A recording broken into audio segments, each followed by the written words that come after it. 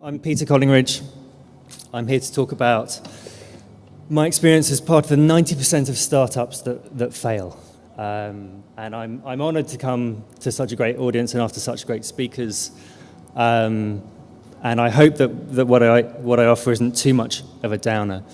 I really don't want it to be a downer at all. So what I should say is that I'm going to talk about my last 4 years setting up two businesses, Enhanced Editions in 2008, and then Bookseer, which was a migration out of that, one of which has absolutely died, and one of which is sort of well on the way to doing that. I'm not here to talk about Safari Books Online, which I joined just a couple of months ago, and which you will see from the other speakers from Safari Books Online is absolutely full of win. So everything I say is independent of Safari. But I'm going to share with you this experience, and I'm probably going to overshare in that process as well, so I kind of forgive me for that. So it turns out that working with publishers is actually, in my experience, soul-crushingly hard, difficult, and just, given that we were trying to do something that we thought was going to benefit publishing, it's been an incredibly tough ride. As a way to recap, in late 2009, me and two very clever friends launched Enhanced Editions after about 15 months of work to create the multimedia ebook that we thought the iPhone was waiting for. We built a whole platform to convert EPUBs into apps, and our first one was The Death of Bunny Monroe with Nick Cave, and it had features that you'll now be familiar with from the Kindle, like Whisper Sync for Voice, where we integrated audio and ebook, and vertical scrolling, and all these other things that we spent a load of time on. And for a very brief period when we launched the company, it felt like we'd won the internet, that we had defined what the future of publishing was, and we showed publishing a way of tapping into the gold rush of the app economy. And as we'd hoped, we had publishers queuing up to work with us to make lightning strike in the same place twice, and we had some really big titles come our way.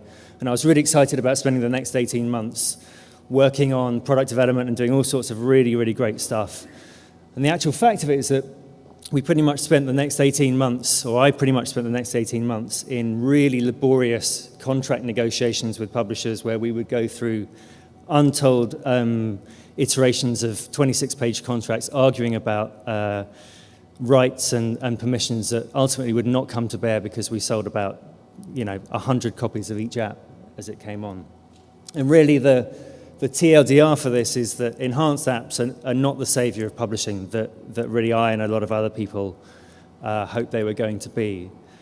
I think on top of that, we learned something else, which is that unfortunately publishers are absolutely terrible at marketing digital products. And this is, whilst there are a number of factors to blame for the failure of Enhanced Editions, we were contractually prohibited from doing any of the marketing of our apps ourselves, and we handed that over to publishers who surprised us by being comfortable spending $20,000, $30,000 on producing an app, but when it came to producing a launch strategy, would pretty much do what they did for books, which was to put together a press release for the trade media, and they would send a tweet from their corporate Twitter account to the thousands of other publishers who were following them in the echo chamber of their corporate Twitter accounts, and we would see no sales as a result of this. And this kind of shot down our dream, because we thought the future of publishing was going to be all about the creation and supply of innovative products, and I'm a marketing person, and this kind of, this was how we were going to market books out of the white noise and make them sexy. And actually what we understood is that publishers didn't understand demand, and without understanding demand, you can't supply effectively. This is at least a known problem in publishing. There's this great quotation from John Makinson, which we drew solace from, and which actually gave us the migration that we needed from making apps into what we saw would be the next side of our business, or as we have to call it here in California, a pivot.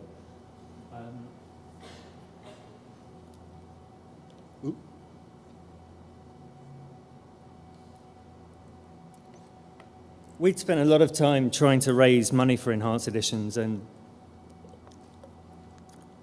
came up across a number of great investors, including this guy, Dave McClure, whose criteria for whether he's going to invest in something is not how good your solution is, but how much pain you're solving. And he's famously foul-mouthed. And Dave's way of putting this is, what is your fucking problem, basically? If you're a startup and you can't solve real pain, he's not interested. And Enhanced Editions version 1 was not solving anybody's problem. What we were lucky with after our pivot was that we realized that our problem was the same as publishing's problem, and that publishers were terrible at marketing digital products. And we realized that, well, hang on, publishing is changing. There's all these new companies coming in who are not just really good at digital marketing, but have data baked into their businesses. They don't just make decisions looking at data and using vanity metrics and all the rest of it, but it completely trumps everything else they do, of which Amazon is probably the best example. And so our solution to that problem was that in order to become better marketers, publishers needed better marketing data. And sort of in the process of being fans of the web, we saw that there are a number of new, principally white, bald men emerging who were defining what the future of publishing was going to look like, but they didn't have anything to do with traditional publishing. So whether they were authors or bloggers or technologists, these guys were hacking the available tools of the web to build an audience around them that they were able to monetize. And their principles were related more to the principles of the web, of build, measure, learn from the lean startup. You put something out there as quickly as possible, like Craig was talking about this morning.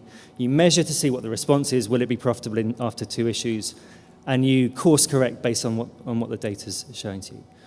And what we can say about these guys is that comprehensively, how things were done previously in the book industry was absolutely not a consideration for them whatsoever. By contrast, but also quite equally in publishing, what we saw from our experience of trying to collaborate with publishers is that the modern marketing tools and techniques that are familiar to digital marketers and most of us here in the room are by and large pretty much wholly absent from publishing and its marketing approaches. In fact, publishing's marketing insight bears more to this quotation from over 100 years ago, where they know half of money is wasted, but they don't know which half it is. And, kind of fittingly with this, and facetiously, for which I apologize, publishing has its own launch principles as well, and I kind of define this as spray and pray. Publishers just put things out there and they don't really analyze what they're doing whatsoever. In the process of putting this talk together, I came across a quote from Baldur, who says that every publisher is now operating as an e-commerce business. And in order to operate effectively as an e-commerce business, you need very basic data. You need referrals, conversion, upsell rate, segmentation rate, keywords, all of this sort of stuff. Or else you're never going to know what that 50% of your marketing, which 50% is effective. Those are not vanity metrics. Those are, actionable data that you can look at. Baldur goes on in sort of suitably, characteristically aggressive form to say that in-book analytics is total vanity metrics and is completely inane. And I think, just by way of clarification, I don't think those analytics are particularly helpful to publishers. I think they are helpful to retailers, and as Michael expressed earlier on, they can be actioned incredibly effectively. But if you're a publisher and you don't have access to the data that is caught up in the black holes of Amazon and Apple, who are absolutely, resolutely not sharing that data with you, there is still some data available to you. And this data it's limited, but we started to get interested in it. And I kind of call it data exhaust. It's the byproducts of the web which are generated in the processes of what we do in our general lives, and which are proxies for performance. So this is mentions on Twitter, clicks on Bitly, mentions on Facebook, Amazon, price and sales rank, Nielsen data, what's happening on your own website. And in isolation, these are effectively vanity metrics, and they just evaporate into the ether like any other sort of exhaust. But what we realized was that in aggregate, if you can pull them together, they tell a story that becomes like a vapor trail for your promotion. They can tell a story that is useful to you. And when we brought out Bunny Monroe, Reese Cazenove, who is my very clever co-founder, again, we're in San Francisco, so everything's artisanal, but he did some artisanal analytics with the data that we had that wasn't particularly actionable, but it was really interesting, where he correlated our downloads of different versions of the app against events that were happening in our promotion on the App Store and our Facebook marketing different media coverage that was happening. And we realized that within this there was scope for something that we hoped could scale. So we pivoted towards this, trying to make this replicate at scale, and spoke to a number of different people in publishing who were, we thought, an indication of where the industry was going. That was everybody from self-published authors to agents and CEOs. And they said to us that they basically had two key metrics. One of them was those weekly Nielsen sales figures, which are just a flat line that tell you in this week you sold 10,000 copies or whatever it was. And on the other side of that, you had this rabid obsession with pressing F5 on your browser on an Amazon product page and seeing what your Amazon sales rank is doing in complete isolation of everything else. But these were the two key data points that people in publishing were using. And we realized that if you just put these two things together, so the blue block there is your Nielsen sales for the week, and the blue chart is your hourly Amazon sales rank for the same edition, just by putting those two metrics together, you could actually build a profile of when your sales were happening in the course of that week.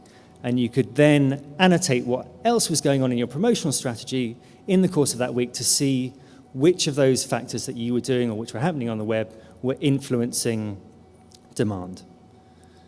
And we realized that on top of these metrics, there's a load of other exhaust that's happening on the web, from Amazon price or price variations or clicks on Bitly or all of those other things that you could also pull into this view. And so we built a prototype of this, which we called Bookseer, which takes a title's sales rank on Amazon over time. You can look at the hardback and the digital editions against each other. You can annotate different events over time and see what's going on and see which one of those things that you're spending time and money on is having a return on performance. And you can also see what's happening with social media, see the links between Twitter or Facebook or whatever's happening, and try and work out where you're spending your time is actually having an impact. And you can also see a very messy chart showing what happens when Amazon changing its price or you change the price and the impact that actually has on your sales rank. So what are our findings? Well, we did this last year, and after a 6-month pilot with 5 major transatlantic publishers, we had tracked hundreds of titles, tens of thousands of price changes, hundreds of thousands of marketing spend, and hundreds of thousands of tweets and posts. And I can exclusively reveal with you our findings today, which is pretty much that publishers are terrible, not just at marketing digital products, but at marketing in general. Now, you know, I am being facetious, and that's not entirely true, but we also found, to our detriment, that publishers on the whole find data really scary and are not comfortable. You know, somebody said to us that what your app basically does is it shows when I'm bad at my job and gives my boss a reason to fire me. And that was absolutely not the problem that we were trying to solve, was how publishing should contract. But we did find that people were just not comfortable with the sort of data that we were showing. And again, you know, lots of smart people who were going to invest in the business told us this stuff as well. And I just wanted to share a couple of those insights with you. A number of these investors were actually publishers as well. One of them in the UK said, "I love what you're doing. I think what you're doing is right. I don't have any challenge on it. But I used to be a publisher, and I know that publishers are so vain and arrogant that they will never trust an algorithm over what their gut tells them." Another investor very smartly said, "I love what you're doing, but really you're working with the wrong segment, because it's the self-published authors that you should be working with." And at the time I was hubristic enough to not really take that into consideration. And I think probably most succinctly, we were told that turkeys don't vote for Christmas, and that our software was going to make people scared of their jobs, and that no incumbent was ever going to say, this is what I need to make our company better. So we'd seen all of this stuff happening where we thought that there were lots of indications that publishing was going to get better at bringing data in there. And again, I cite John Makinson today. And I think we underplayed our understanding of tools, or we overplayed the importance of tools, and we underplayed the importance of skills. And that skill set, you know, most people like myself come from a literature background rather than a data and analytics background. And I think that's really what big publishing has to address now is, there's no doubt in my mind that data is going to become much more important to the way that publishing works. And I think whilst I came out of Enhanced Editions version 1, knowing that enhanced ebooks weren't going to be anything more than a footnote in the future of publishing, I feel that data is going to be central in terms of what happens in publishing. But everybody needs to get trained up in this sort of thing. I'm not trying to depress anybody in the room with this. I'm just trying to say, your mileage may vary, but it was an incredibly difficult thing for us to go through, especially considering that we weren't exactly in it thinking that we were going to become Silicon Valley millionaires. We were really trying to do something that we felt was going to help publishing progress through a very difficult time in its history. Our failure was definitely a bug. We were hubristic and arrogant and naive enough to think that we could change publishing. And, our technology was not fully evolved. We shipped early. It was a minimum viable product, all this sort of stuff. So there was definitely stuff that we did absolutely wrong. But I think that it is also a feature of publishing that it is very slow to work with startups. And, I'm kind of saying the unspoken thing here. Every startup that I know struggles to work with publishing. And I think that this is a really big challenge for the industry. In my darker times, I thought it was a conspiracy, but actually, I think it's just a feature of the publishing industry.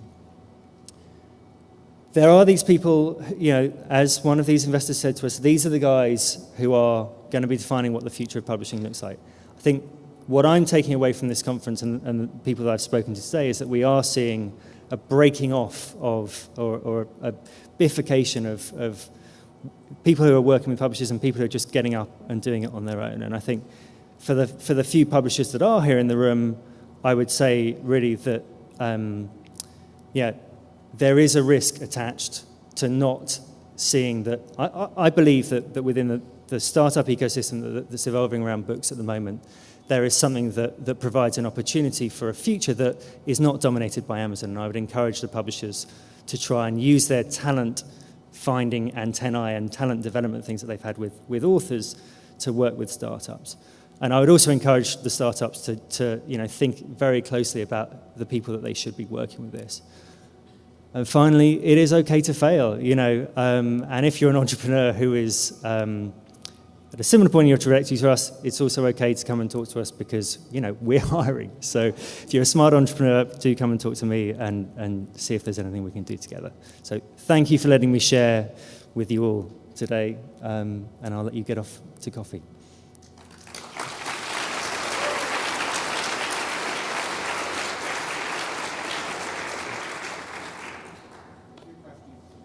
If there's any questions, I can happily try and answer.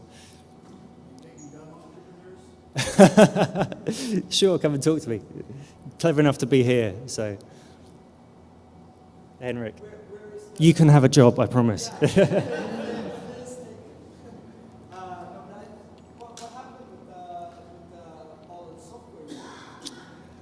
So the question is, what happened with the software? I mean, it's actually a discussion with my co-founders at the moment. We're either going to split it. I still believe in books here, and I'm trying to extract that from one company into a new company. The whole app platform is going to be legally struck off in a couple of weeks' time. So, there's not really any value in it. It's kind of I have belief in it, but compared to the £1.8 million valuation that we were putting on it a year ago because we had 6 big publishers using it, that things are very different. So, okay, thank you very much.